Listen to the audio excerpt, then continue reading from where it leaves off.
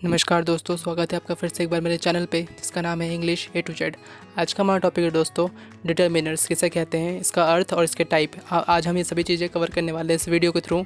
और डिटर्मिनर्स जैसा कि आपको पता है इसे हिंदी में निर्धारक कहते हैं। ठीक है, चलिए स्टार्ट करते हैं टॉपिक। बट इससे पहले अगर आप पहली बार मेरे चैनल पर आए हैं तो दोस्तों please subscribe the channel and like this video, also share this video with your friends and family. चलिए स्टार्ट करते हैं टॉपिक। डिटर्मिनर्स ऐसे शब्द हैं जो यह संकेत देते हैं कि नाउन का प्रयोग होने वाला है।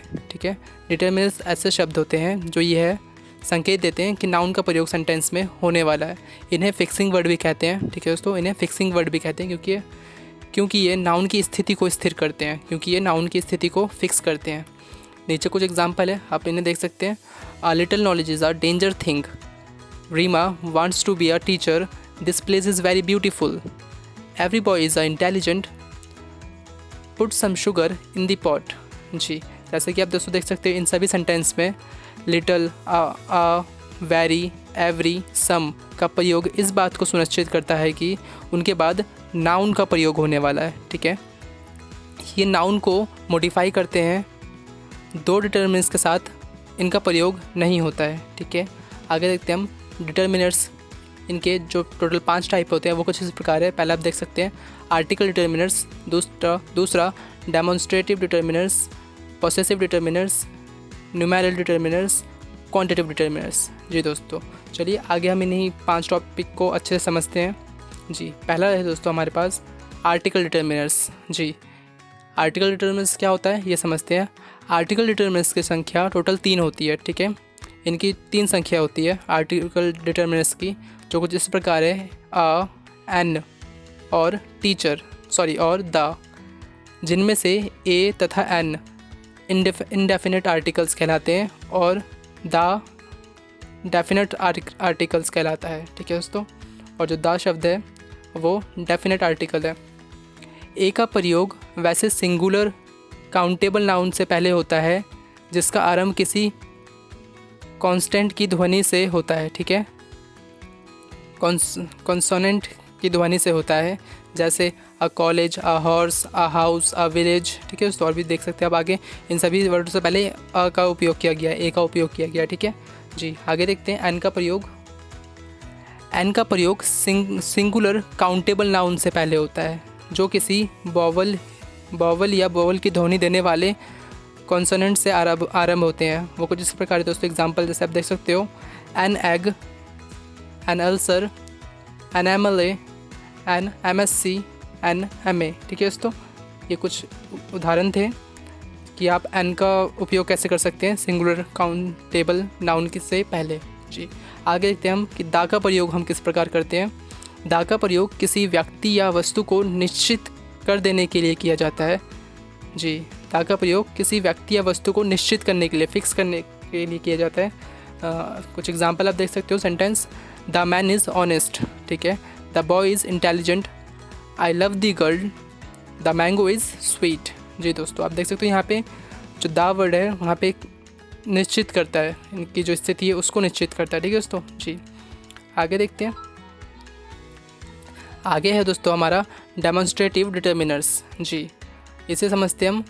ये इस प्रकार होते हैं, दिस, दैट, दीज, दोज। ठीक है दोस्तों, ये सभी जो है ये डेमोन्स्ट्रेटिव डिटर्मिनर्स कहलाते हैं, ये चारों वर्ड्स। ठीक है, डेमोन्स्ट्रेटिव डिटर्मिनर्स कहा जाता है इन चारों वर्ड्स को जो नाउन से पहले प्रयुक्त होते हैं तथा उनके द्वारा ऑब्जेक्ट की ओर संकेत करते हैं। दिस और दैट सिंगुलर नाउन से पहले लगते हैं और these and those plural noun से पहले प्रयुक्त होते हैं। ठीक है, आगे देखते हैं। दिस और दीज निकटवर्ती वस्तुओं के लिए, परंतु दैट और दोज दूरवर्ती वस्तुओं के लिए यूज़ किए जाते हैं। फॉर एग्जांपल आप देख सकते हो, दैट इज़ अ पेन। ठीक है दोस्तों, दैट इज़ अ पेन दूर की वस्तु के लिए इसका उपयोग किया जाता है। दैट ठीक है, वह पेन है, मतलब दूर रखा है कहीं पेन। ठीक है, that is a house, this boys are going to school, those player are playing in the ground. ठीक है, मैं उम्मीद करता हूँ आपको समझ में आ गया होगा डेमोन्स्ट्रेटिव डिटर्मिनर्स किसे कहते हैं। आगे देखते हैं दोस्तों। आगे है हमारा पोसेसिव डिटर्मिनर्स। जी, ये क्या होते हैं ये देखते हैं। ये होते हैं कुछ इस प्रकार के वर्ड्स होते हैं जिन्हें हम पोसेसिव डिटरमिनर्स कहते हैं।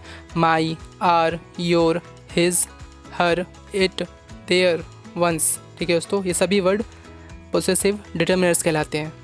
ये पोसेसिव केस के प्रोनाउंस है जो सिंगुलर तथा प्लूरल नाउन से पूर्व यूज़ होकर उनके संबंध का बोध कराते हैं। उनके संबंध का मतलब उनके बीच में जो रिलेशन है उसका बोध करवाते हैं। ठीक है, फॉर एग्जांपल आप देख सकते हो my father, our school, your book, his dog, her husband.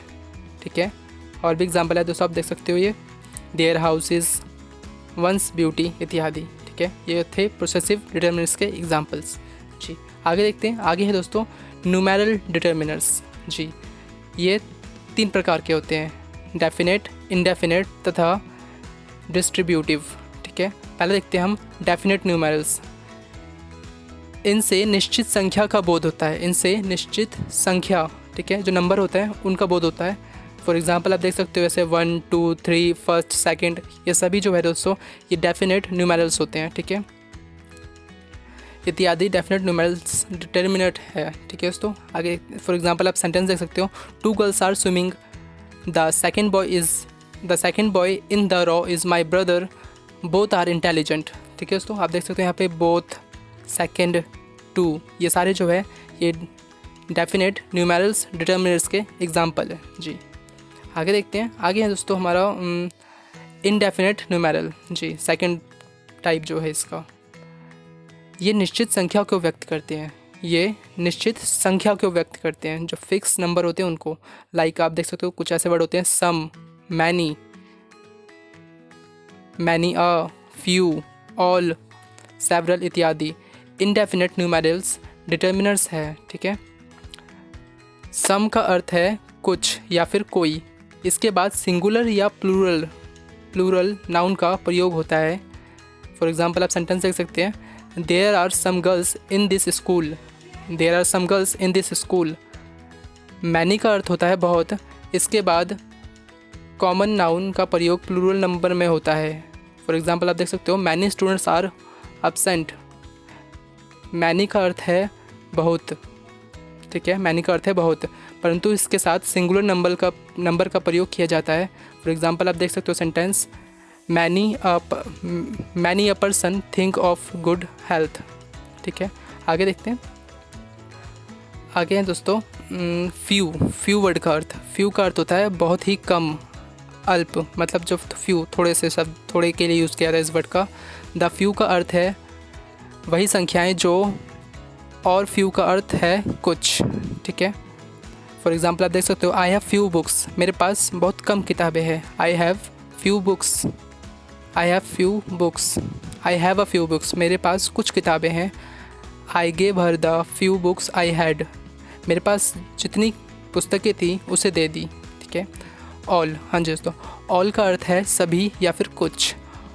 All man are mortal, I gave him all the things I had, मैंने उसे सब कुछ दे दिया जो मेरे पास था। ठीक है, आगे देखते हैं सेवरल का अर्थ। सेवरल का अर्थ है कई या फिर कुछ। फॉर एग्जांपल आप देखते हो I stayed there several days, मैं यहाँ रुका हूँ कुछ दिनों से, कई दिनों से। ठीक है जी, आगे देखते हैं दोस्तों हमारा लास्ट टाइप जो है इसका, थर्ड टाइप, डिस्ट्रीब्यूटिव डिटरमिनर्स। इसका ये कुछ इस प्रकार होते हैं ईच, एवरी, आइदर और नाइदर के प्रयोग किसी वर्ग की प्रत्येक वस्तु या व्यक्ति को सूचित करने के लिए किया जाता है। पहले देखते हैं हम दोस्तों ईच का प्रयोग। ईच का प्रयोग निश्चित संख्या में प्रत्येक के लिए किया जाता है। ये 2 या 2 से अधिक व्यक्तियों अथवा वस्तुओं के लिए इसका प्रयोग किया जाता है जब संख्या सीमित और निश्चित हो, परंतु एवरी 2 से अधिक व्यक्ति अथवा वस्तुओं के लिए इसका उपयोग किया जाता है जब संख्या की अनिश्चितता होती है, मतलब जो नंबर होते हैं वो फिक्स नहीं होते, तब इसका यूज़ किया जाता है ईच वर्ड का। ठीक है दोस्तों, देख सकते हो आप एग्जांपल के तौर पे each of the 2 boys is intelligent, every man is expected to do this job. जी, आगे देखते हैं हम आइदर का अर्थ। आइदर का अर्थ होता है दोनों में से कोई, जबकि आइदर का अर्थ दोनों में से कोई भी नहीं, नाइदर, आइदर और नाइदर। ठीक है दोस्तों जी, फिर एग्जांपल आप देख सकते हो neither of the boy is intelligent, sorry either of the boys are intelligent, neither of the boys is intelligent, और neither of the girls is beautiful. ठीक है, आगे देखते हैं हम लास्ट टाइप जो है क्वांटिटिव डिटर्मिनर्स। ठीक है दोस्तों, ये लास्ट टाइप है डिटर्मिनर्स का, क्वांटिटिव डिटर्मिनर्स। इनसे किसी वस्तु की मात्रा या परिणाम का बोध होता है। ये एडजेक्टिव और क्वांटिटी होते हैं। ठीक है, आगे देखते हैं। ये कुछ इस प्रकार के शब्द जो है वो कुछ इस प्रकार होते हैं: सम, एनी, नो, मच, मोर, लिटिल, मैनी। ये सभी जो दोस्तों ये क्वांटिटेटिव डिटर्मिनर्स कहलाते हैं, ये सभी वर्ड्स। ठीक है, चलिए देखते हैं। पहला है दोस्तों हमारा सम और एनी दोनों मात्रा और संख्या का बोध कराते हैं। ठीक है, क्वांटिटी और नंबर का बोध होता है इन दोनों वर्ड्स से। सम का प्राय अफर्मेटिव वाक्यों में प्रयुक्त होता है और एनी नेगेटिव और इंट्रोगेटिव के लिए। ठीक है, फॉर एग्जांपल आप देख सकते हो sentence, there is some water in this bottle, there is some water in this bottle. अगला example, I have not any spare pen, is there is any news. ठीक है, ये थे दोस्तों सम का और एनी का यूज़। आगे देखते हैं हम, आगे है नो का प्रयोग। नो का प्रयोग नेगेटिव में होता है, इसका अर्थ होता है ज़रा भी नहीं। ठीक है, जैसे एग्जांपल देख सकते हैं आप, she has no book, Meena has no child. ठीक है, आगे देखते हैं दोस्तों, हमारा जो लास्ट वर्ड है वो है मच। मच का अर्थ है बहुत अधिक, जबकि मोर उसका कॉम्पिटिटिव डिग्री है। ठीक है, मोर कॉम्पिटिटिव डिग्री है। फॉर एग्जाम्पल आप देख सकते हो, there is much water in the bottle, will you give me more money, क्या तुम मुझे और पैसा दे सकते हो। ठीक है दोस्तों जी, इसी के साथ दोस्तों हमारा आज का टॉपिक यहीं खत्म समाप्त होता है।